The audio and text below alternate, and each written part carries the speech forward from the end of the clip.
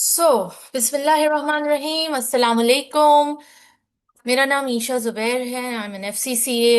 I've been teaching in ACCA since 10 years now, and my subjects are basically FM and AA, which I teach. And apart from this, I also teach management accounting, F2, MA2, MA1. But like, yeah, my main fields of expertise is financial management and AA. So we'll be beginning this paper for June attempt 2026. So you can see the content over here. We have almost 15 chapters to cover, and we have mm, and we have some technical articles. Also, like, we are beginning, today is 10th of March. We are beginning from today, and probably we have 2 weeks until we close for the Eid holidays. And then from then onwards, we will be resuming right after Eid, which will be, I guess, either 24th or 25th of March, right? So there will be a short break in between. We have good 2.5 months or 2 months to complete our course, which is good enough, we can complete it.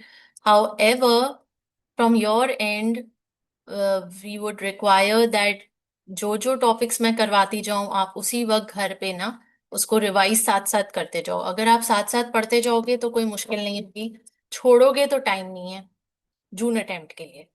ठीक है, अगर बाद के लिए छोड़ोगे तो time नहीं होगा, फिर बाद में परेशान होगे और मुश्किल होगी। So, FM Financial Management is the last paper of the skills module. Last paper होने की वजह से एग्जामिनर की एक्सपेक्टेशंस थोड़ी सी हाई होती हैं स्टूडेंट्स की परफॉर्मेंस के आंसर्स से, बिकॉज दे आर एक्सपेक्टिंग कि भाई आप स्किल्स के अब आखिरी मॉड्यूल, आखिरी पेपर पे पहुंच गए हो और अब आपको प्रोफेशनल मॉड्यूल में एंटर होना है। So your answers should and must demonstrate that level of maturity and that level of depth. So here we go, we have the syllabus, and मुझे एक बात बताएं आप। देखिए, मेरी क्लासेस जो होती है वो यूजुअली इंटरैक्टिव होती है। I will keep asking questions and I want responses from your side. It's better that you guys fix your mics by next class, and because I would love to hear you guys कि आप लोग क्या कह रहे हैं और किस तरह आप लोग चीजों को समझ रहे हैं। Okay, otherwise what will happen, live class का फायदा नहीं होगा। फिर तो मैं आपको रिकॉर्डेड लेक्चर्स दे दूं, आप वो देख लो, मैं लेक्चर उसमें दे रही हूँ, आप लोग देखते रहो खामोशी से, फिर लाइव क्लास का पर्पस खत्म हो जाता है। ठीक है, तो I would love that you guys fix your mics by next class and we can interact more conveniently. Format of the exam देख लीजिए। सेक्शन ए हमारे पास आएगा, which will be 2 marks each, MCQ based. 15 question होंगे, 30 marks का total इसका section है, section A. Section B, 3 mini case studies होंगी जिसमें 10 मार्क्स ईच, ये भी MTQ बेस्ड है, MCQ बेस्ड है। 30 मार्क्स यहाँ पे आपने गेन करने हैं। And then finally in section C you have 2 compulsory questions, 20 marks questions, 40 marks का ये पूरा सेक्शन होगा। अब इस इन 20 मार्क्स के क्वेश्चन में basically this will also be subdivided into, like 5 marks का एक सवाल हो सकता है, एक सवाल 10 मार्क का पूरा हो सकता है, कुछ 7 मार्क्स के हो सकते हैं, 6 मार्क्स के हो सकते हैं। The बाइफिकेशन depends upon the examiner, उसकी मर्जी होती है वो जैसे भी इसको बाइफिकेट करे। However this is not MCQ based, this will be, you need to type these answers, you need to perform the calculations. Okay, तो यहाँ पे उस तरह के क्वेश्चंस है। इस सेक्शन सी का जो मेन फोकस सिलेबस एरिया होगा वो working capital management, investment appraisal and business finance. ये 3 सेक्शंस हैं कि जो सेक्शन सी के लिए बेहद रेलेवेंट है। ऑल राइट, अब मुझे ये बताएं कि आपके पास सेक्शन ए आ गया, आपके पास सेक्शन बी आ गया। 30 मार्क्स यहाँ से स्कोर कर सकते हैं, यहाँ से स्कोर कर सकते हैं, और 40 मार्क्स यहाँ से स्कोर कर सकते हैं। अब होता ये है कि यूजुअली स्टूडेंट्स के जहन में एक पिक्चर होती है। क्या पिक्चर होती है कि ओहो, FM का पेपर बड़ा कोई मुश्किल पेपर है, ये है वो है। बिल्कुल भी मुश्किल नहीं है। एफएम का पेपर आसान तरीन पेपर है पूरे के पूरे स्किल्स मॉड्यूल में। हाउ एवर इसमें सिर्फ और सिर्फ आपको तीन चीजों का ख्याल रखना है, ठीक है? पहली चीज है माइंडसेट। आप किस माइंडसेट से इसकी तैयारी कर रहे हैं और आप किस माइंडसेट से इसको एग्जाम हॉल में देने जाएंगे paper. Mindset matters the most. अच्छा, अब मैं आपको बताती हूँ माइंडसेट से क्या मुराद है। There are two different mindsets. एक माइंडसेट ये, एक स्टूडेंट है, वो जा रहा है एग्जाम हॉल में, ये सोचता हुआ जा रहा है कि यार बड़ा मुश्किल पेपर होगा तो मैं कैसे क्लियर करूंगा, तो अच्छा रुक गया तो ओहो पता नहीं कंप्लीट ना हुआ तो पता नहीं क्या आने वाला है, डर लग रहा है, बस अल्लाह ताला इज्जत रख लेना, इस दफा अगर नहीं निकला तो फिर पेरेंट्स को क्या जवाब दूंगा, इतना महंगा पेपर होता है। These thoughts are going on in the mind. ठीक है, डर लग रहा है, पैनिक क्रिएट हो रहा है, नर्वसनेस हो रही है। एक ये माइंडसेट है। पढ़ते हुए भी मैं देखती हूँ बहुत सारे स्टूडेंट्स का यही माइंडसेट रहता है कि पता नहीं क्या पढ़ रहे हैं, कैसे होगा, इतना मुश्किल लग रहा है, टाइम कैसे निकलेगा, जॉब के साथ कैसे मैनेज करेंगे, so on and so fourth. एक ये माइंडसेट हो गया। दूसरा माइंडसेट देखिए दूसरी तरफ, कि फाइनेंशियल मैनेजमेंट का पेपर है, ओके जबरदस्त, मेरी एक्सपर्टीज है, कोई मसला ही नहीं है, कर लूंगा, हो जाएगा, मैं तो खुद काम कर रहा हूँ, मुझे तो प्रैक्टिकली सारी चीजों का एक्सपोजर है। अगर नहीं भी है, आप आपकी सेल्फ टॉक ऐसी ही होनी चाहिए कि मैं तो प्रैक्टिकली काम कर रहा हूँ, चीजों को देख रहा हूँ, तो आई am an expert of this, मैं इसका मैस्ट्रो हूँ, मैं कर सकता हूँ। और देख लेंगे, कोई भी क्वेश्चन आएगा देख लेंगे, कोई भी चैलेंज आएगा देख लेंगे, हो जाएगा। ठीक है, ये दो माइंडसेट्स हैं। अब मुझे एक बात बताएं, इनमें से कौन सा, अगर हम इसको नेम दे देते हैं माइंडसेट ए, माइंडसेट बी, मुझे बताएं कि कौन सा माइंडसेट ज्यादा काम सिचुएशन में है या ज्यादा पीसफुल सिचुएशन में है, माइंडसेट ए या बी?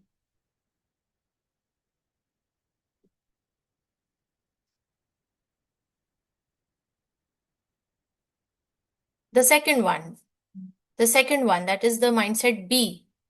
माइंडसेट बी जो है वो सोच रहा है कि मैं कर लूंगा, हो जाएगा, कोई मसले वाली बात नहीं है, I can handle any difficult question that comes my way. ठीक है, तो एक काम माइंडसेट जो होगा वो ज्यादा उसके चांसेस होंगे कि पेपर निकालेगा, रादर देन वो माइंडसेट जो ऑलरेडी पैनिक फ्रीक्वेंसी पे चल रहा है, नर्वस फ्रीक्वेंसी पे चल रहा है। वो जब एग्जाम हॉल में बैठेगा तो वो अपनी उस पैनिक एंजाइटी को ओवरकम कर सकेगा नहीं कर सकेगा, that's a big question mark. कर भी लेगा तो उसका क्लियर होगा पेपर, नहीं होगा, that's a big question mark. यही वो कुछ छोटी छोटी वजह होती है कि जिसपे 46, 48, 49 पे पेपर रुक जाता है। So number one factor is the mindset. Mindset अपना बिल्कुल क्लियर रखें, सेल्फ मोटिवेटिंग रखें, पॉजिटिव टॉक करें अपने साथ, और ये ऐसा नहीं होगा कि एग्जाम डे पे एग्जाम हॉल में एंटर होने से पहले पहले हो जाएगा। क्या क्वेश्चन किया है अदनान आपने? आपको मेरी आवाज नहीं आ रही?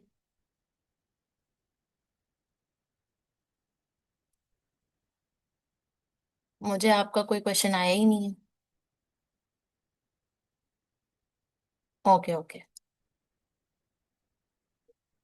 Okay okay. स्टार्ट में क्या बोला मैंने? स्टार्ट में मैं आपसे पूछ रही थी कि आपकी क्वालिफिकेशन क्या है, मतलब कितने पेपर्स निकल गए हैं।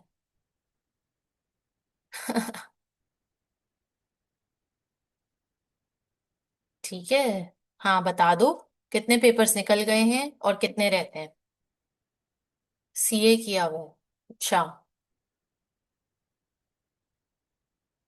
ठीक है, तो सीए कंप्लीट हो गया था, कितने मॉड्यूल्स हो गए थे? ओके, 14 पेपर निकल गए थे, तो आपको यहाँ पे एग्जाम्पशंस मिल गए होंगे एसीसीए में।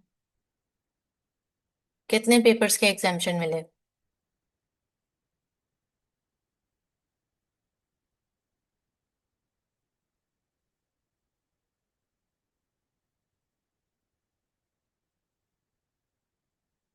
अप्लाई किया हुआ एग्जाम्पशंस के लिए, रिस्पॉन्स नहीं आया, ठीक है। कितने दिन हो गए हैं पे अप्लाई किए हुए?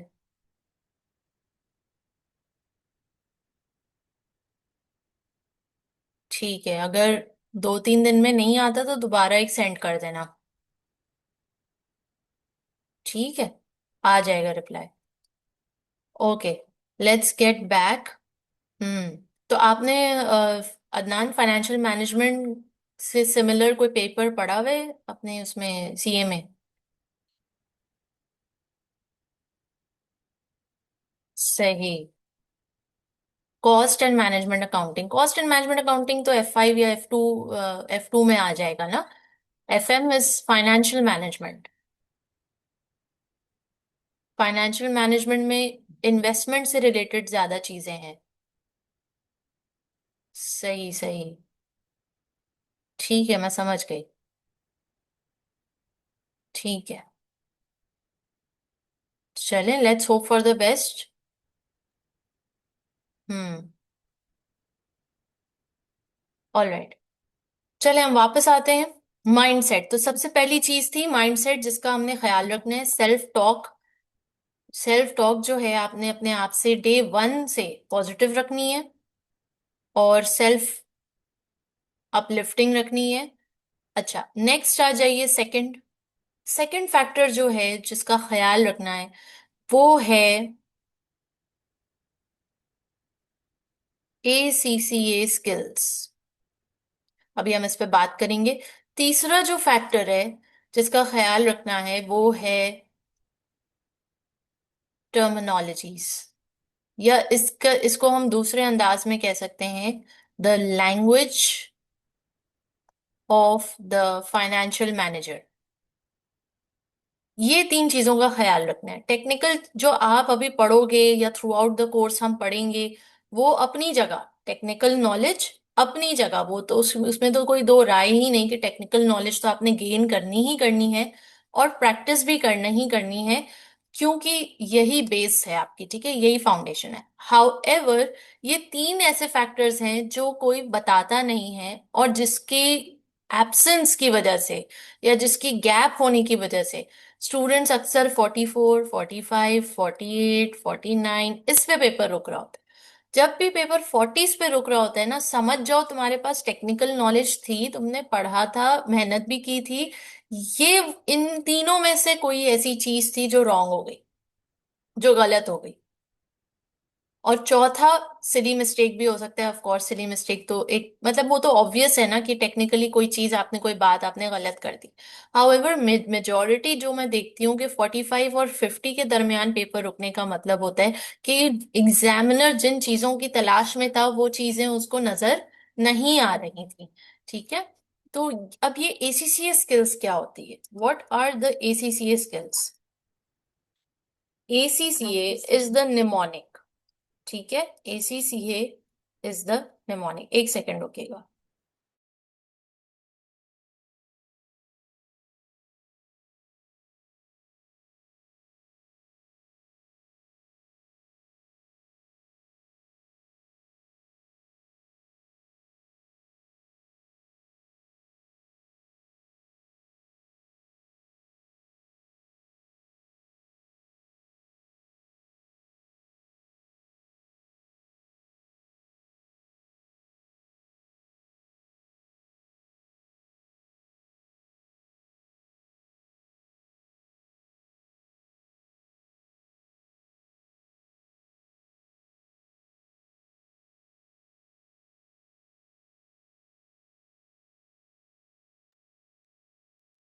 Alright, what are these ACCA skills?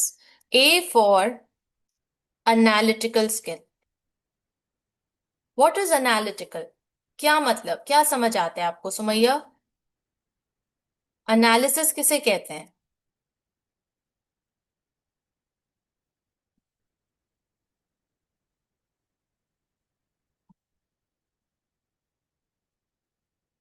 Analysis किसे कहते हैं, क्या मतलब है एनालिसिस का, Adnan?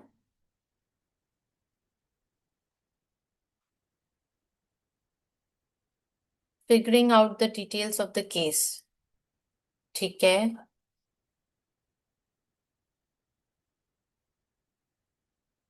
To analyse something and produce something on some observation on any report. ठीक है। हाउ एवर, इसको और सिंप्लीफाई करके बताओ ना, मतलब मैं आंसर में क्या लिखूं? एनालाइज करना है, तो एग्जामिनर ने कहा एनालाइज द गिवन सिचुएशन और एनालाइज द फला इन्वेस्टमेंट डिसीजन, तो उसमें आप क्या क्या चीजें लिख रहे होगे या किन चीजों पे बात कर रहे होगे? Yes, exactly, that's what I was looking for, pros and cons. Basically analysis जब वर्ड आ जाता है तो आपने प्रोस के बारे में भी बात करनी है और कॉन्स के बारे में भी बात करनी है, बेनिफिट्स के बारे में भी बात करनी है और लॉसेस के बारे में भी बात करनी है। अब आइए, सिर्फ बेनिफिट्स और लॉसेस के बारे में बात करके कहानी सही हो जाएगी? नो, आपको दोनों पर्सपेक्टिव्स कवर करने हैं। और दो ही पर्सपेक्टिव्स होते हैं किसी भी इदारे में, एक फाइनेंशियल पर्सपेक्टिव और एक नॉन फाइनेंशियल पर्सपेक्टिव। यानी आपने दोनों पर्सपेक्टिव्स के एतबार से आंसर देना है। यानी कि अगर आप प्लस पॉजिटिव इम्पैक्ट बता रहे हैं उस इन्वेस्टमेंट डिसीजन का, तो फाइनेंशियली पॉजिटिव इम्पैक्ट क्या पड़ेगा, नॉन फाइनेंशियली पॉजिटिव इम्पैक्ट क्या पड़ेगा। फिर जब आप नेगेटिव इम्पैक्ट बता रहे हैं तो फाइनेंशियल्स पे, एफएस पे नेगेटिव इम्पैक्ट क्या पड़ेगा और नॉन फाइनेंशियल्स पे नेगेटिव इम्पैक्ट क्या पड़ेगा। तो दोनों पर्सपेक्टिव से आपको बात करनी है and you can not miss any of these, because you are a chartered accountant. तो फाइनेंशियल तो आप बिल्कुल भी मिस नहीं कर सकते, और नॉन फाइनेंशियल आपको डेफिनेटली उसमें मेंशन करना है, because there are 10 other factors apart from the financials. Just based on the financials you can not make a decision, right? You have to consider the non financial factors as well. अब non financial factors में कौन से factors आ जाते हैं? Give me some examples. Financial तो हमें समझ आ रहे हैं, रेवेन्यू है, प्रॉफिट है, द नंबर्स। नॉन फाइनेंशियल की एग्जांपल्स दीजिए, आप लोग बताएं। F5 पढ़ के आ रहे हैं ना, financial performance measures, non financial performance measures.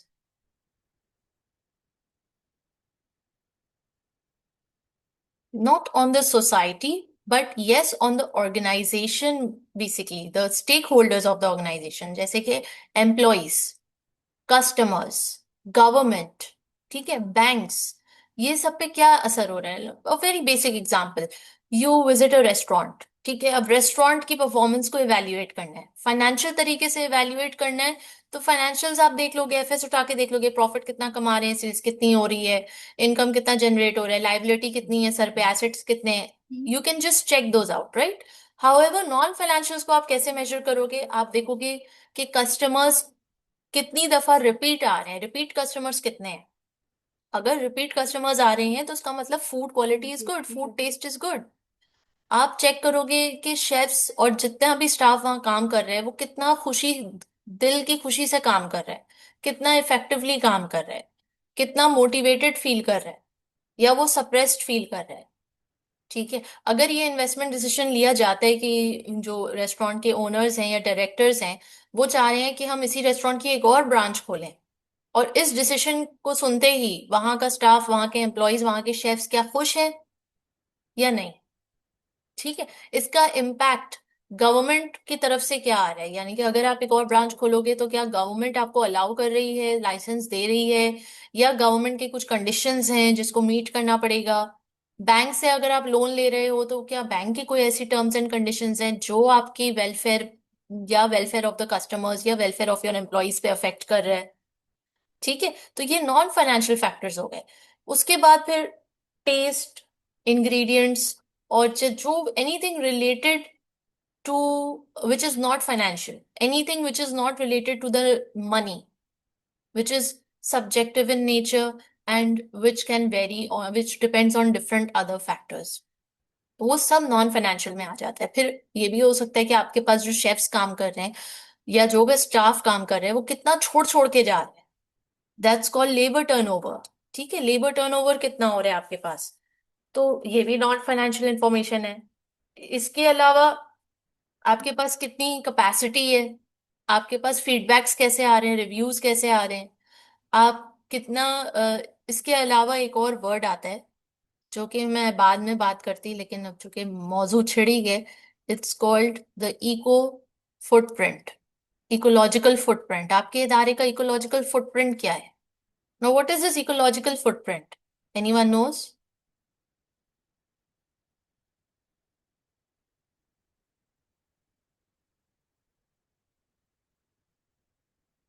Ecological footprint क्या होता है?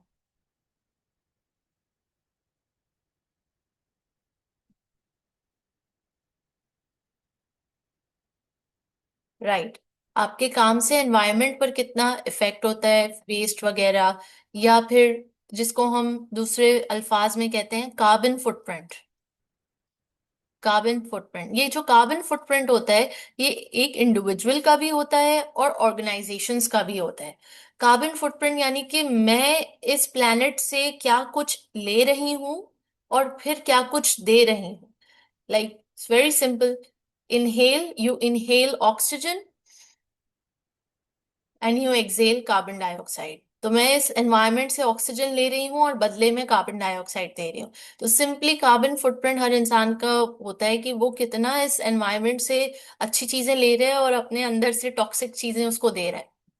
तो इंडिविजुअल लेवल पे भी ये होता है और ऑर्गेनाइजेशनल लेवल पे भी होता है। आपकी प्लास्टिक कंजम्पशन कितनी है, आपकी कार्बन फुटप्रिंट यानी कि कार्बन डाइऑक्साइड आप कितना रिलीज कर रहे हैं एनवायरनमेंट में, ठीक है, विच is not good for the environment. However if it loses the balance, ठीक है, बैलेंस बहुत जरूरी है। अगर ये बैलेंस आउट हो जाए तो it becomes harmful. So that's all about financial and non-financial factors. So yes, analytical covers all of this. Second C. Second C stands for creative skill. Now what does creative mean? In the case of your exams, creative thinking or creative skill means problem solving. आपका जो attitude होना चाहिए ना, वो problem solving होना चाहिए। अब आप इंटरव्यूज के लिए भी जाओगे, कहीं पे जॉब अप्लाई करोगे, so as an employer I have 10 ACCAs sitting outside waiting in the line.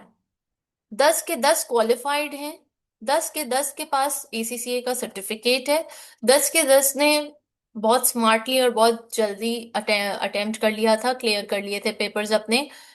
मुझे बताओ, मेरे पास एक ही वैकेंसी है, I am the employer, whom am I supposed to choose and on what basis? I can not choose on the basis कि ओ मुझे वो दिखने में अच्छा लग रहा है उसको हायर कर लेते हैं, यार उसने मेरे फेवरेट कलर का ड्रेस पहना हुआ है इसको हायर कर लेते हैं। It's not like that. I need to back my decision with some proper facts and some proper reasoning, with some logical reasoning, right? तो वो उसके लिए अब मैं क्या करूं? उसके लिए क्या होगा, एम्प्लॉयर क्या चीज देखेगा फिर? क्योंकि ACCA तो सारे ही क्वालिफाइड हैं, सारे कॉम्पिटेंट हैं, सारों के पास टेक्निकल स्किल है। आपका क्या ख्याल है? आप अगर वो एम्प्लॉयर होते और आपके पास 10 ACCAs हैं सामने खड़े हुए, आप किसको हायर करोगे? किस बेस पे करोगे?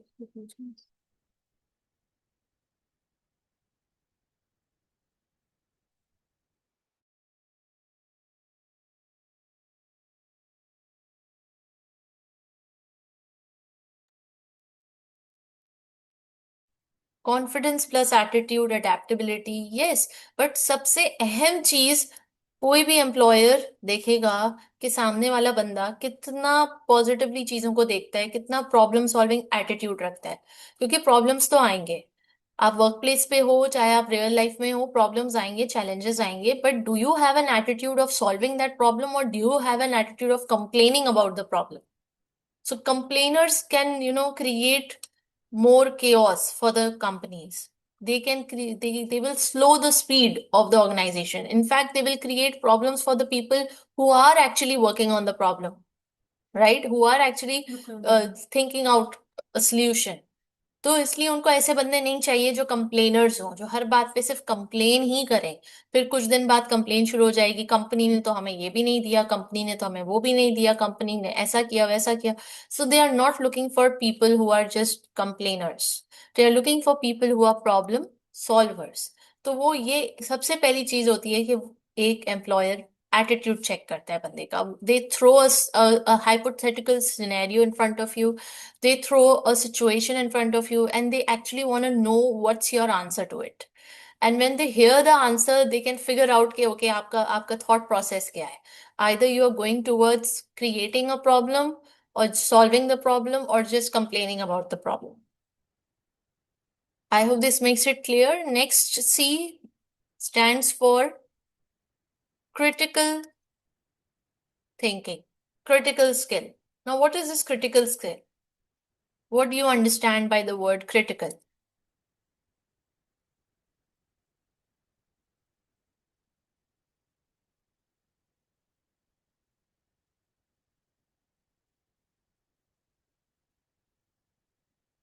The word critical? What do you understand by this word? Critical skill, critical thinking.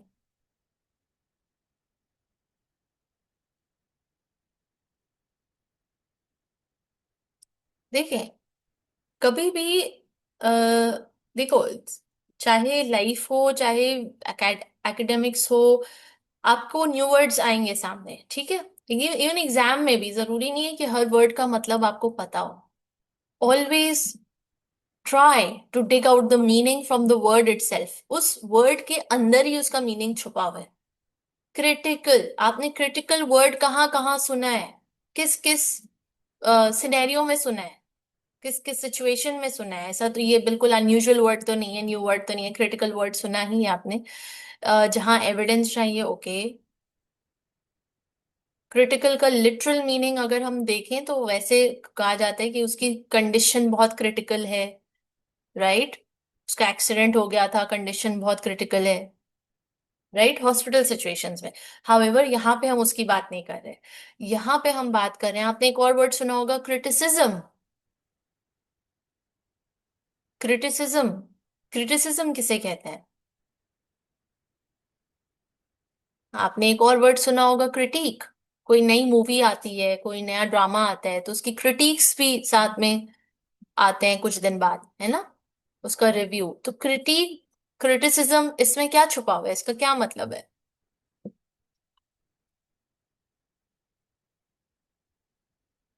आपको ओपिनियन, ठीक है, ठीक है, but all of this should be negative. आप लोग सब सही कह रहे हो, ओपिनियन है, फैक्ट्स हैं, वट एवर.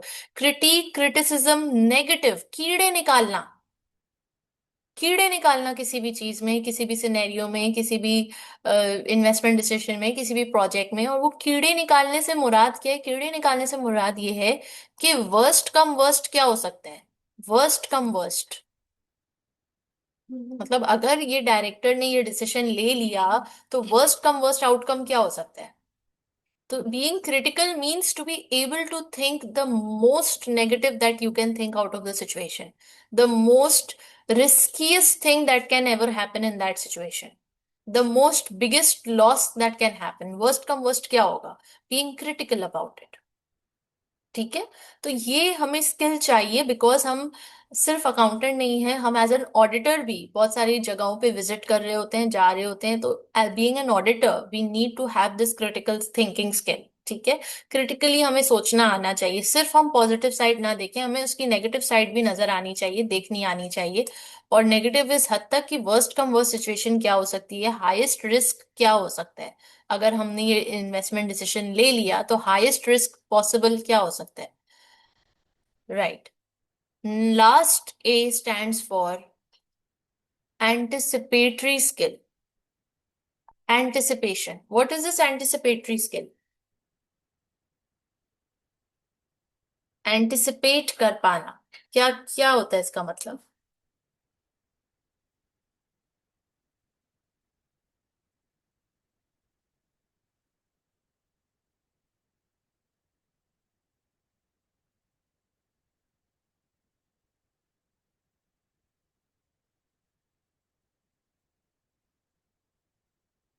एंटिसिपेट कर पाना. एंटिसिपेट का क्या मतलब होता है? कोई भी गिवन सिचुएशन जब आपके सामने आती है, उसको ऑब्जर्व करके उसके पास्ट के बारे में और उसके फ्यूचर के बारे में अंदाजा लगा पाना, इसको कहते हैं एंटिसिपेट. फॉर एग्जाम्पल, आप सबसे पहले तो मुझे ये बताओ कि आप ऑब्जर्व कैसे करते हो? हम कभी भी किसी भी चीज को, किसी भी सिचुएशन को, किसी भी इंसान को ऑब्जर्व कैसे करते हैं? ऑब्जर्वेशन टूल्स क्या है हमारे पास?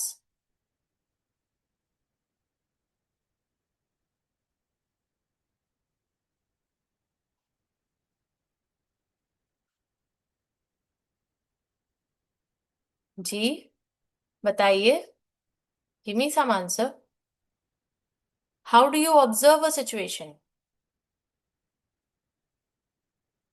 History of past interactions. Basically, I'm asking for what are your observation tools? What are your observation tools? How do you observe? You see. You see. Adnan, क्या हो गया आपको? आप कुछ पूछोगे तो आंसर करूंगी ना, मैं क्यों इग्नोर करूंगी आपको? यहाँ पे फेवरेटिज्म थोड़ी चल रहा है. क्या पूछ रहे हो, बोलो.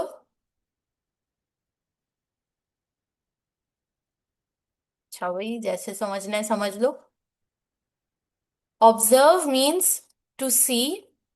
ऑब्जर्व आप कैसे करते हो? आप अपनी आईज से ऑब्जर्व करते हो. आप अपने कानों से सुन के ऑब्जर्व करते हो. आप कुछ स्मेल करके ऑब्जर्व करते हो. आप कुछ टेस्ट करके ऑब्जर्व करते हो. आप कुछ टच करके ऑब्जर्व करते हो. ठीक है. ये आपके सारे सेंसेस हैं. क्या है, जिस बचपन में सीखे थे ना, sight, hearing, smell, taste and touch. तो ये सारे 5 सेंसेस हैं. इन 5 सेंसेस के जरिए आप ऑब्जर्व करते हैं. And after observation you process it in your brain and you can anticipate कि क्या हुआ होगा और क्या होने वाला है. तो अदनान और सुमैया, एक एग्जाम्पल आप लोग को मैं देती हूँ कि अगर मैं फॉर एग्जाम्पल एक क्लासरूम में आ रही हूँ और क्लासरूम में चेयर्स बिखरी पड़ी हैं. ठीक है. चेयर्स बिखरी हुई हैं, बोर्ड पे कुछ लिखा हुआ है. तो this is what I observe. ठीक. अब ऑब्जर्वेशन के नतीजे में मैंने क्या सोचा? मैंने सोचा यकीनन यहाँ पे अभी अभी क्लास हुई होगी, लाइटें ऑन है, एसी भी ऑन है, सब कुछ ऑन है, और बोर्ड पे कुछ लिखा हुआ है, लग रहा है जस्ट अभी कोई क्लास खत्म हुई. तो मैंने मुझे किसी ने बताया तो नहीं. मैंने सिर्फ ऑब्जर्व किया. सिनेरियो को ऑब्जर्व किया, अपने आसपास की चीजों को ऑब्जर्व किया. और मैंने अंदाजा लगा लिया कि अभी यहाँ पे ये जरूर कोई मीटिंग हुई है, कोई क्लास हुई है. यहाँ पे अभी बहुत सारे लोग बैठे हुए थे और अभी अभी सब निकल के गए. अब उस ऑब्जर्वेशन को सामने रखते हुए फ्यूचर भी पता लगा पाना कि भाई अभी अगली स्केड्यूल में क्लास है, तो यहाँ पे तो जो हालत हुई है क्लासरूम की बहुत खराब है. फटाफट इसको समेटो क्योंकि अभी दूसरी क्लास, दूसरी टीचर या दूसरी मीटिंग होने वाली है. सो ये मैंने क्या किया? मुझे किसी ने आके इंस्ट्रक्शंस तो नहीं दी. मुझे किसी ने आके बताया तो नहीं. ये सिर्फ मैंने अपनी ऑब्जर्वेशन से पास्ट का अंदाजा लगा लिया और फ्यूचर का अंदाजा लगा लिया. इसी तरह as an accountant, as an auditor, जब आप फाइनेंशियल स्टेटमेंट्स जाके देखते हो, ऑब्जर्व करते हो, या आप इदारे में जाके ऑडिट करते हो और सिर्फ ऑब्जर्व करते हो कि उनका प्रोसेस क्या है, कोई आपको आके खुद से थोड़ी बताएगा कि भैया यहाँ पे घपला हो रहा है, कि भैया यहाँ पे ये मैनेजर झूठ बोल रहा है. कोई खुद से आके अपने कीड़े थोड़ी दिखाएगा. Your observation skills should be so high that and your that you can anticipate. Observe करते ही, फैक्ट्स एंड फिगर्स को देखते ही आप अंदाजा लगा लो कि पास्ट में क्या हुआ होगा, what are the possible factors, and future में क्या होने वाला है. This is called anticipation. This is called anticipatory skill. Now once we have understood कि ये चारों चीजों का मतलब क्या है, अब उसको specifically exam point of view से मैं आप लोगों को समझाती हूँ कि भाई एग्जाम में इसकी एप्लीकेशन कैसे हो रही होगी. वो तो जब हम क्वेश्चंस करेंगे तब हम सीख रहे होंगे. हाउएवर, हाउएवर, ये स्किल्स आपने डेमोन्स्ट्रेट करनी है अपने आंसर्स में. अगर आप ये स्किल्स अपने आंसर्स में डेमोन्स्ट्रेट नहीं करेंगे तो आपका पेपर 40 पे रुकेगा ही रुकेगा. क्योंकि एग्जामिनर को चाहिए ये स्किल्स भाई. वो देखना चाहते हैं कि how analytical can you be as an accountant. Can you pinpoint the plus and the minus both. Can you show the picture of financial and non-financial impact both. Can you solve the problem that is given to you? Are you able to solve the problem? Are you able to identify the problem and solve it with the correct solution? Are you able to think critically? And अगर आपको कहा जा रहा है कि critically इसको evaluate करें इस decision को, तो आप इसके तमाम risk factors identify कर पा रहे हो? Worst come worst situation आप बता पा रहे हो? Anticipation is so much important कि जो एग्जामिनर होता है ना, वो जब आपको सिनेरियो देता है, वो जब आपको कोई भी सिनेरियो देता है, उस सिनेरियो में बहुत सारे फैक्ट्स एंड फिगर्स गिवन होते हैं और बहुत सारी अनसेड बातें होती हैं, अनसेड यानी जो उसने साफ साफ अल्फाज में कहा नहीं है मगर उसका मतलब वही है। अब फॉर एग्जाम्पल मैं आपको एक इसकी मिसाल देती हूँ। मेरे पास यहाँ पे टीम है माशाल्लाह से, 4-5 लोग मेरे अंडर काम कर रहे हैं। तो उसमें से एक टीम मेंबर है, उसकी तबीयत खराब हो गई, ठीक है। अब वो तबीयत खराब हो गई, उसने मुझे इन्फॉर्म किया कि मैम मेरी तबीयत खराब है, मैं नहीं आ सकूंगी आज। मैंने कहा ठीक है, ओके फाइन। मैंने अपनी बाकी की टीम को भी इन्फॉर्म कर दिया कि आज मिस फला फला नहीं आप आएंगी because she is not feeling well. So बस मैंने इतना ही लिखा कि आज फला फला बंदी नहीं आएगी because she is not feeling well, full stop. अब जब मैंने ये बात लिख दी, why do you think I have shared this with my other team members? मैं ना भी किसी को बताती तो उनको पता चल ही जाना था ऑफिस पहुंच के। क्या ख्याल है, मैंने क्यों बताया ये? और अगर बताया तो क्या बस इसका मकसद क्या था? इसका मकसद क्या सिर्फ ये बताना था कि वो नहीं आएगी?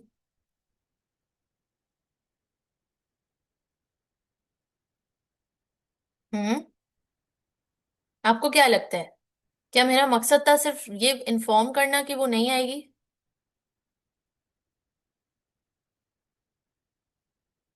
बस यही मेरा मकसद था। मुझे सबको इन्फॉर्म करना था तो उनको पता चल ही जाना था, वो ऑफिस आते उनको पता चल जाता ये बंदी नहीं आई है, टाइम ज्यादा हो गया है, अभी तक नहीं पहुंची। क्या ख्याल है? मैंने सिर्फ इतना ही इन्फॉर्म किया है अपनी टीम को कि फलां शख्स आज नहीं आएगा, she is not feeling well. Yes, yes, ये मेरा मतलब था। लेकिन क्या ये मैंने कहा? काम कवर करना पड़ेगा। काम कवर करना पड़ेगा से मतलब है कि संभालना पड़ेगा, वो आज प्रेजेंट नहीं है। तो उसकी जो जिम्मेदारियां हैं या वो जो भी काम कर रही है उसमें जो जो आप संभाल सकते हो वो संभालना पड़ेगा उसकी पोजीशन को। यस और नो? तो ये अब हिडन मीनिंग था, ये मैंने साफ साफ तो नहीं कहा किसी को। तो एग्जामिनर भी ऐसे बहुत सारे जुमले कहेगा जिसमें एक हिडन अंडरस्टूड सी मीनिंग होगी कि ऐसे ऐसी बात क्यों कर रहे हैं। There is something between the lines, इसको हम कहते हैं between the lines. Between the lines कुछ गुफ्तगू होती है ना। अक्सर कुछ रिश्तेदार भी कह कुछ रहे होते हैं, मीन कुछ और कर रहे होते हैं, हाँ। कहना कुछ चाह रहे होते हैं, कह कुछ जाते हैं। Getting the point? तो ये to read between the lines, ये इस एबिलिटी को, रीड बिटवीन द लाइंस, इस एबिलिटी को एंटिसिपेटरी स्किल कहते हैं। ये आपको आना चाहिए कि भाई अगर अगर एग्जामिनर कह रहा है कि इदारे में फाइनेंस डायरेक्टर ने एक डिसीजन लिया है कि फला एसेट 10 मिलियन का आ रहा है और वो उसको खरीदना है, फुल स्टॉप। तो इसके ऊपर अब आपके जहन में ख्याल आना चाहिए कि भाई 10 मिलियन का एसेट कैसे खरीदेगा, ये कैश पे या क्रेडिट पे? इसके पास इतना पैसे हैं? जरा जाके चेक करते हैं इसका बैंक बैलेंस कितना आ रहा है। जरा जाके चेक करते हैं इसके रिजर्व्स कितने हैं। जरा जाके चेक करते हैं कि भाई इसके प्रॉफिट कितना अर्न कर रहा है। क्या ये सपोर्ट कर सकेगा इस परचेज को, 10 मिलियन को? या ये लोन पे लेगा, या ये लीज पे लेगा?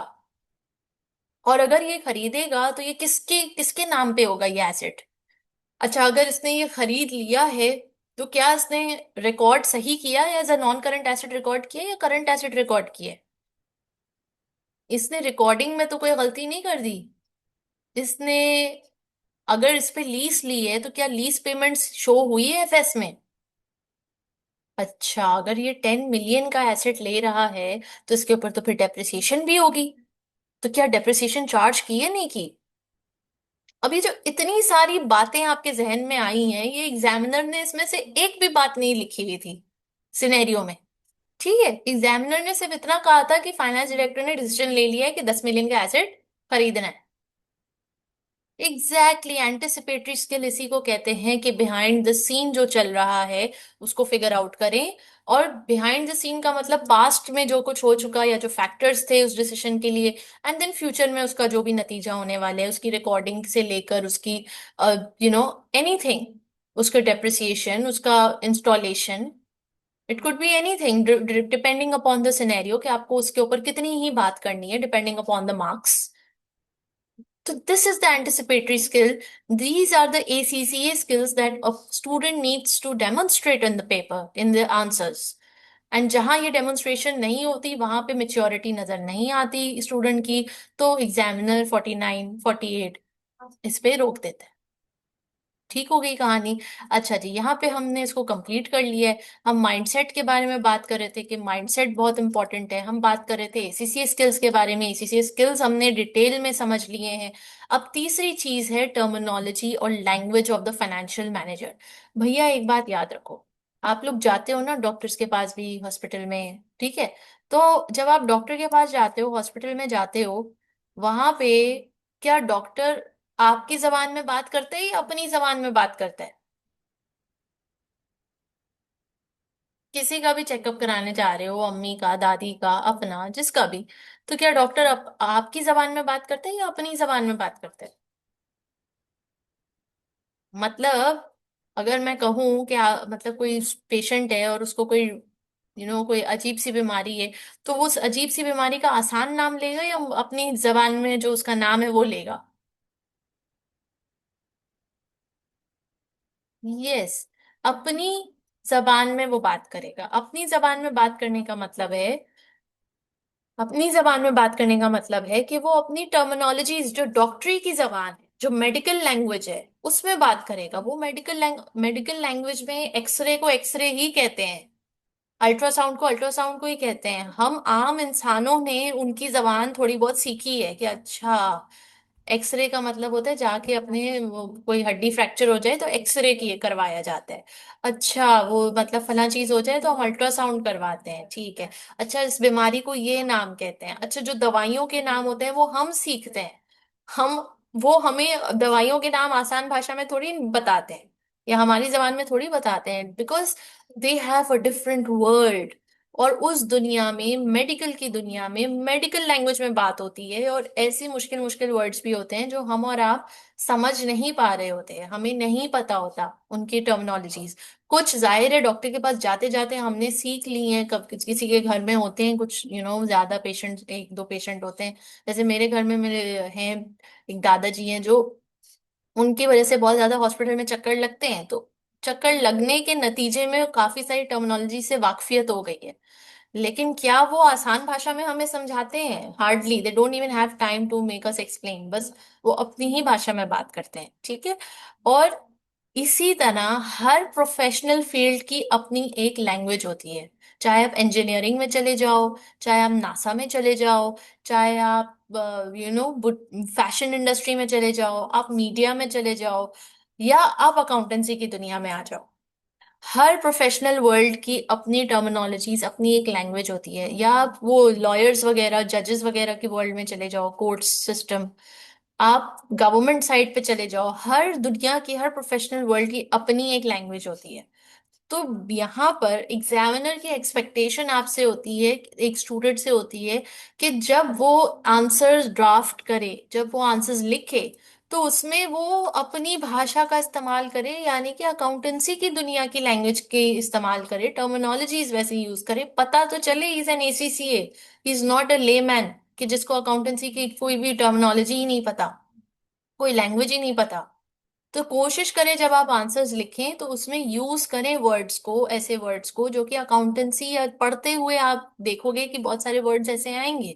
जब आएंगे तो मैं उसको हाईलाइट भी कर दूंगी कि जैसे ये वर्ड बहुत अप्रोप्रिएट है, अगर आप इसको आंसर्स में यूज करें, ये वर्ड यूज करना चाहिए, ये वर्ड व्हाटसोएवर।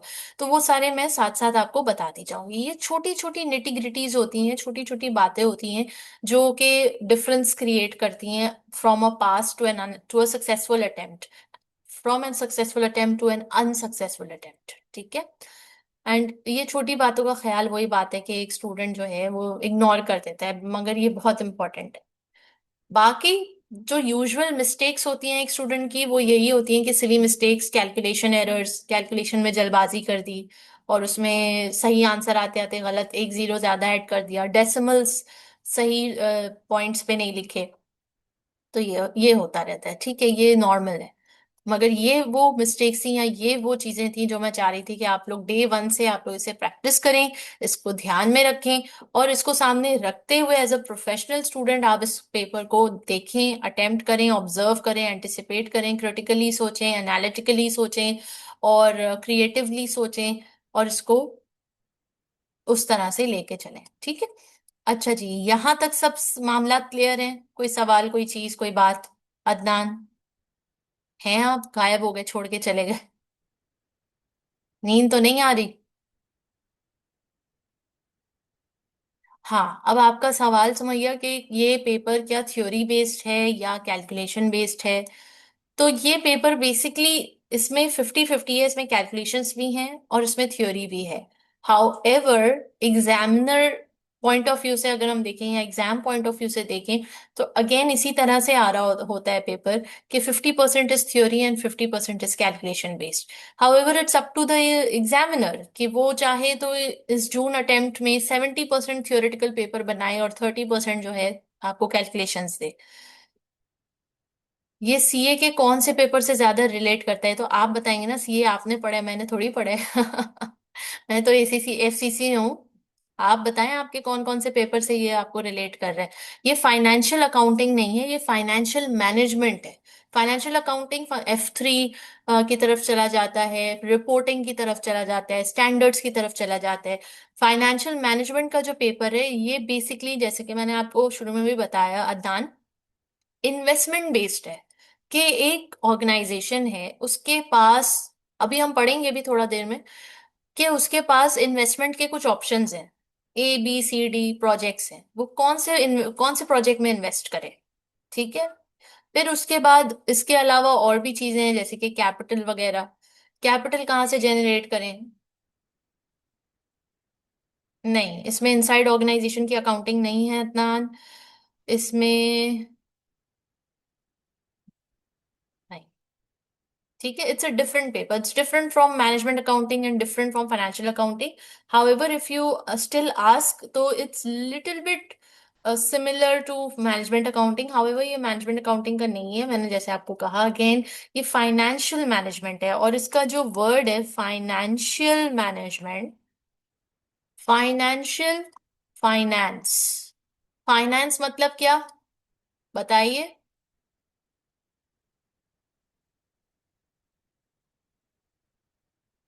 फाइनेंस मतलब क्या अदनान, बताइए।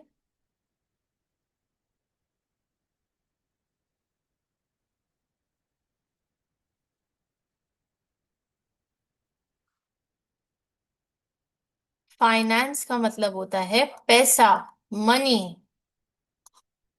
Anything related to money management will come under financial management. Money को मैनेज कैसे करें, पैसे को मैनेजमेंट कैसे होगी। ठीक है, अब हम एंटर हो रहे हैं, जैसे जैसे हम एंटर होंगे आपको चीजें और क्लियर हो जाएंगी। सो हमने एग्जाम फॉर्मेट देख लिया, एग्जाम पैटर्न देख लिए, हमने कुछ अहम स्किल्स देख ली हैं कि जो आपके अंदर डेवलप होनी चाहिए through out, so that you'll be able to uh, give a successful attempt. All right. Financial management function.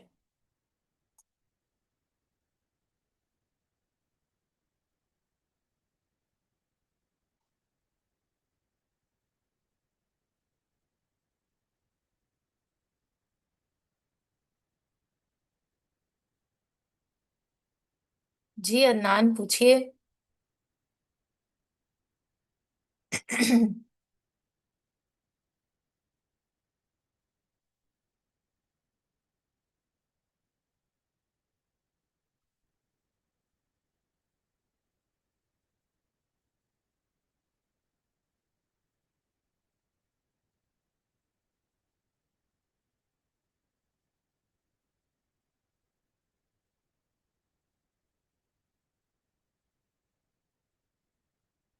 Ji, I am waiting for your question Adnan.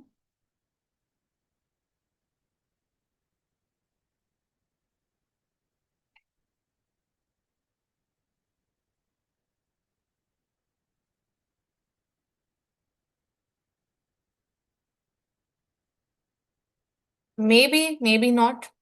I have no idea about this कि ये आपको exempt होगा नहीं होगा, मगर मेरे experience से usually मैं ये बता सकती हूँ कि यूजुअली F9 का एक वाहिद ऐसा पेपर होता है जो ACCA बहुत मुश्किल से एग्जेम्प्ट करता है, नहीं करता एग्जाम ज्यादातर। ठीक है। तो you have to wait for the reply from ACCA कि वो अगर कह रहे हैं कि आपका एग्जाम्प्ट है तो फिर एग्जाम्प्ट हो जाएगा, इससे अच्छी और क्या बात हो सकती है। और अगर वो कह रहे हैं नहीं एग्जाम्प्ट है तो फिर नहीं होगा एग्जाम, फिर आपको लेनी पड़ेंगी क्लासेस, ठीक है। So let's begin the financial management. मेरे पास कितना टाइम? 10 मिनट। 10 मिनट, ठीक है। अच्छा, आज हम कोई प्रॉपर चैप्टर तो हम कंप्लीट या नहीं कर पाएंगे, लेकिन एक बेसिक हम जरूर इसकी इंट्रोडक्शन हम स्टार्ट कर रहे हैं कि फाइनेंशियल मैनेजमेंट, जैसे कि हमने कहा मनी मैनेजमेंट, तो एक इदारा, ऑर्गेनाइजेशन, कॉर्पोरेट सेक्टर अपने फाइनेंसेस, अपना पैसा कहाँ से लेकर आता है, आप बता सकते हैं?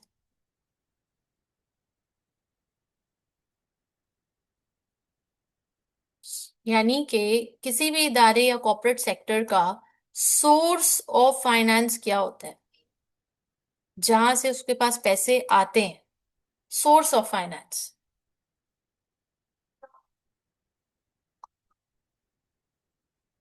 गवर्नमेंट फंडिंग, लोन्स, ठीक है। Banking, okay. Investors, okay. ठीक है, ये सारी बात सही है। इस्लामिक फाइनेंस मेजरली अकाउंटेंसी की दुनिया में सोर्सेज ऑफ फाइनेंस दो तरह के होते हैं, दो हिस्सों में डिवाइड होते हैं। Number one, it's called equity, number two, it's called debt. जो जो एग्जांपल्स आप लोग ने दी बिल्कुल सही है। इक्विटी का क्या मतलब होता है और डेट का क्या मतलब होता है? One is called the equity finance and the other one is called the debt finance.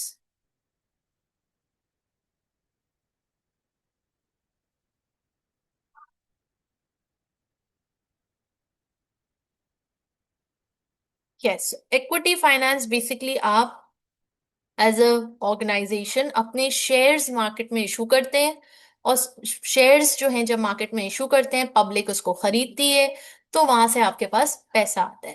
That's called the equity capital और द इक्विटी फाइनेंस। डेट, आप किसी से भी लोन लेते हैं, लोन चाहे बैंक से लें, लोन चाहे किसी भी फाइनेंशियल इंस्टीट्यूट से लें, या कोई और इन्वेस्टर हो, इंडिविजुअल इन्वेस्टर से लें, लोन जब भी आप लेंगे जो आपको रिटर्न करना है, इसको हम क्या कहते हैं? Debt finance. और जब भी आप मार्केट से शेयर्स इशू करेंगे, शेयर्स उठाएंगे, तो that's called your equity finance, ठीक है। और अक्सर इसको हम कैपिटल कहते हैं, इक्विटी को कैपिटल कहते हैं।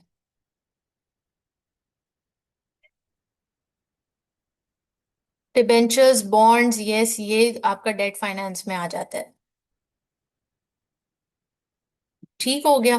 These are the two sources of finance. अच्छा, मुझे एक बात बताएं, अदनान ने तो किया हुआ है ना, तो जरा बताओ इसमें चीपर सोर्स ऑफ फाइनेंस क्या है?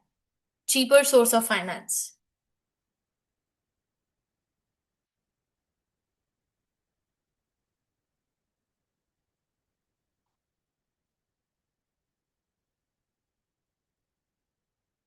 इक्विटी और डेट में से चीपर सोर्स ऑफ फाइनेंस क्या है? सुमैया कह रही है इक्विटी, अदनान आप क्या कह रहे हो? Wrong, it's debt. Debt is considered as the cheaper source of finance. Why? Why? There is a reason. Reason ये है कि डेट में आपका कॉस्ट क्या है, मतलब जब आप कहीं से लोन लेते हो, what is the cost of debt? What is the cost of debt? आपको क्या पे करना पड़ता है जब आप लोन लेते हो बैंक से? बताइए।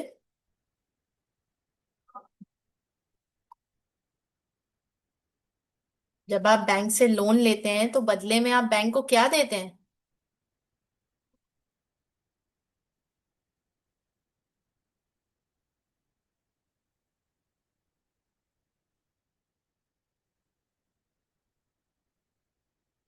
इंटरेस्ट। इंटरेस्ट देते हैं, ठीक है, अदनान ने सही कहा, इंटरेस्ट देते हैं आप। That's the cost of debt. Next, shares. Shares की cost of equity. Cost of equity क्या होती है? शेयर्स के बदले आप क्या देते हैं? जब आप शेयर्स से पैसा उठाते हैं, इक्विटी इक्विटी फाइनेंस से पैसा उठाते हैं, तो वहां आप क्या बदले में दे रहे होते हैं?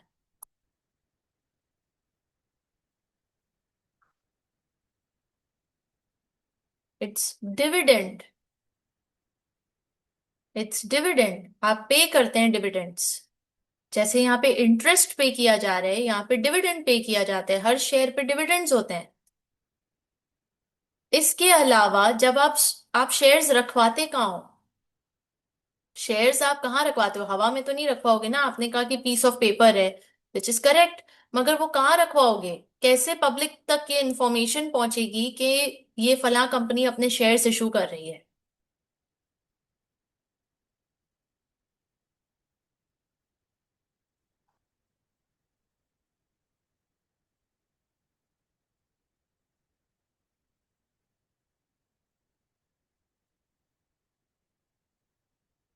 पब्लिक तक ये इंफॉर्मेशन कैसे पहुंचेगी कि ये पर्टिकुलर कंपनी अपने शेयर्स इशू कर रही है?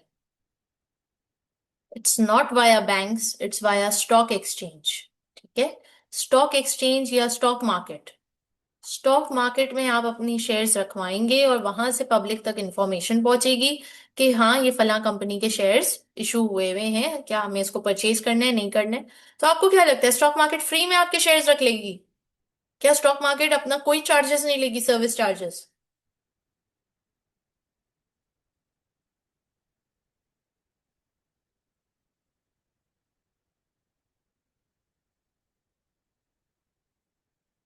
बताइए, क्या स्टॉक मार्केट कोई अपने सर्विस चार्जेस नहीं लेगी?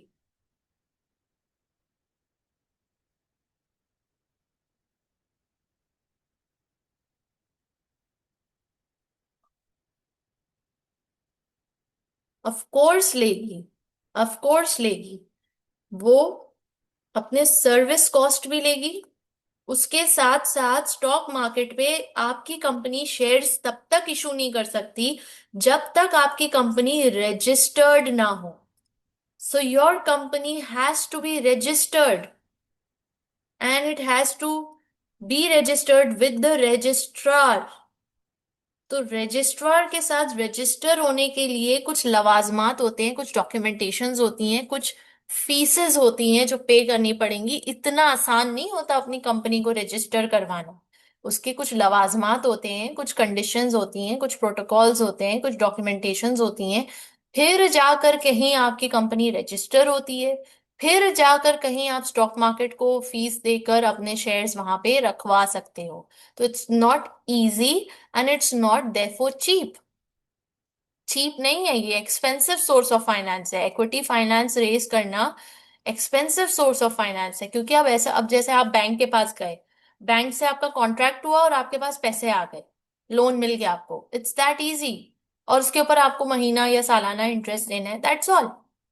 बैंक की भी एक सर्विस चार्जेस होती हैं, which is however lesser than the stock market and lesser than the registrar. जो रजिस्ट्रार में रजिस्टर करवाने के लिए कंपनी जो 100 लंबे पेंडे होते हैं, उससे बहुत आसान होता है डेट फाइनेंस रेज करना। उसके अलावा जब इक्विटी मार्केट में जब आपके शेयर्स रखे होते हैं, ऐसा थोड़ी होता है जैसे बैंक के पास आपने कॉन्ट्रैक्ट साइन किया तो पूरा जो फुल अमाउंट 10 मिलियन की आपको चाहिए थी एसेट खरीदने के लिए, वो कंप्लीटली आपके पास आ गई। स्टॉक मार्केट में ऐसा थोड़ी होता है। आपको 10 मिलियन की अगर रिक्वायरमेंट है तो आज पब्लिक ने हो सकता है 50,000 आपके अंदर इन्वेस्ट किए हो, कल परसों फिर 10,000, फिर कुछ दिन बाद आके फिर कुछ पब्लिक ने आपका पैसा खरीदा। तो वो वक्फे वक्फे से वो अब बिग अमाउंट कलेक्ट होती है आपके पास, एट वंस आपके हैंड में नहीं आ जाती। Getting the point? तो शेयर्स जब कोई खरीदेगा तभी उसका पैसा आपके पास आएगा ना, ऐसे तो नहीं आ जाएगा।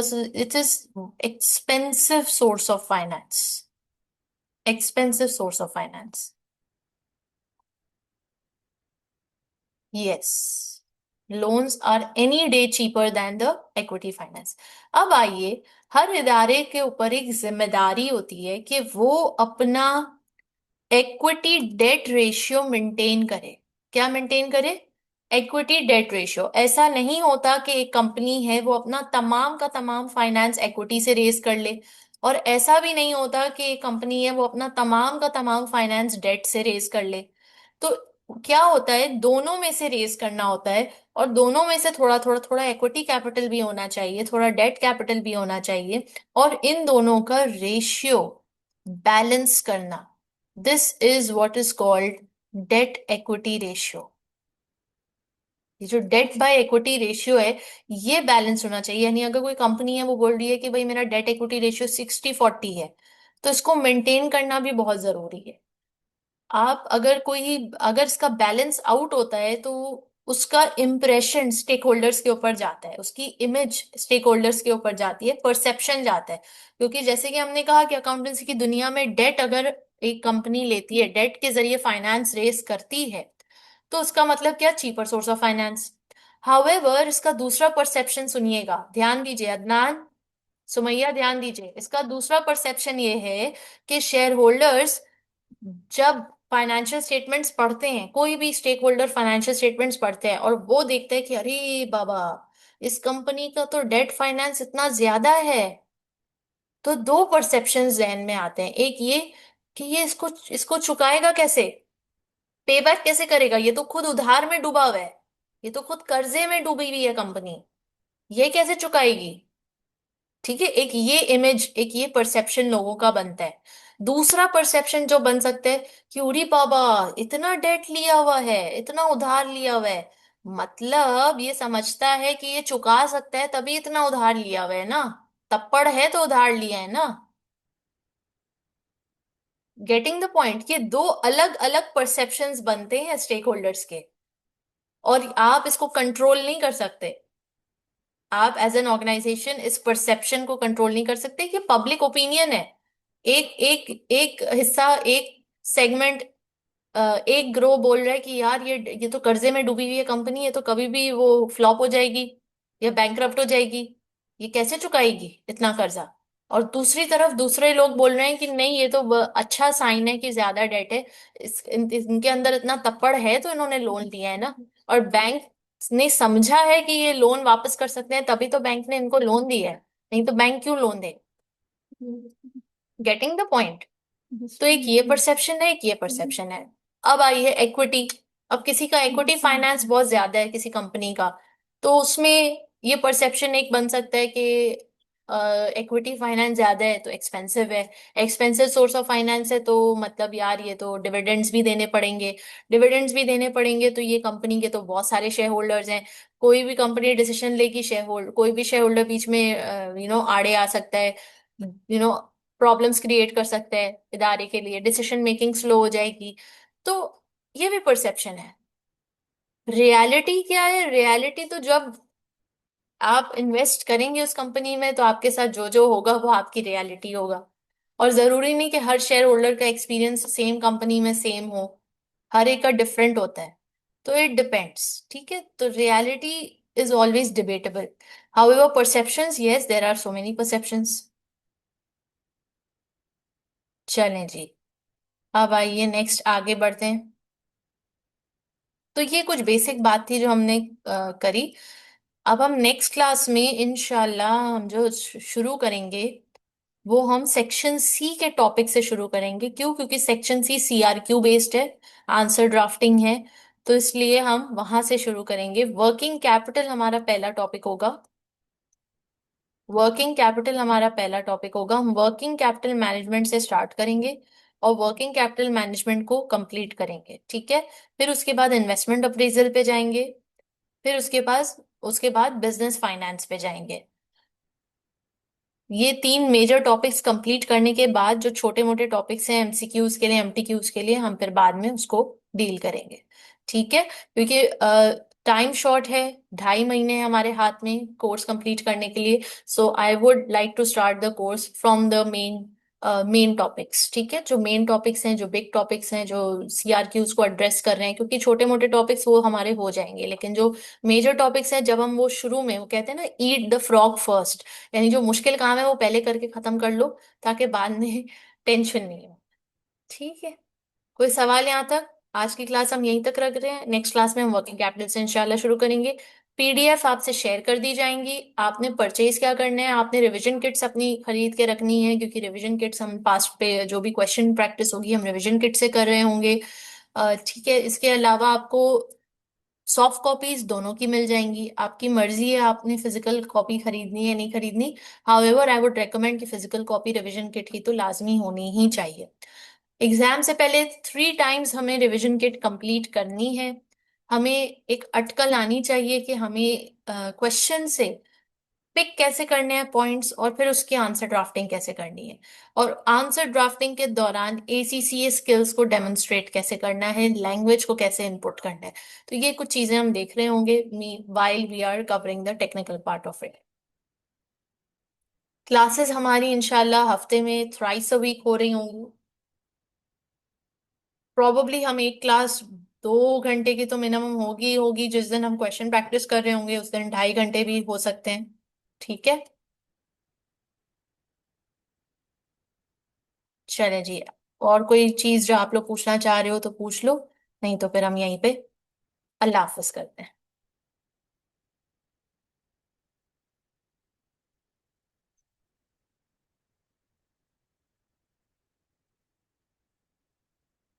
Okay, thank you Adnan, thank you Sumaiya, have a good day. Allah Hafiz.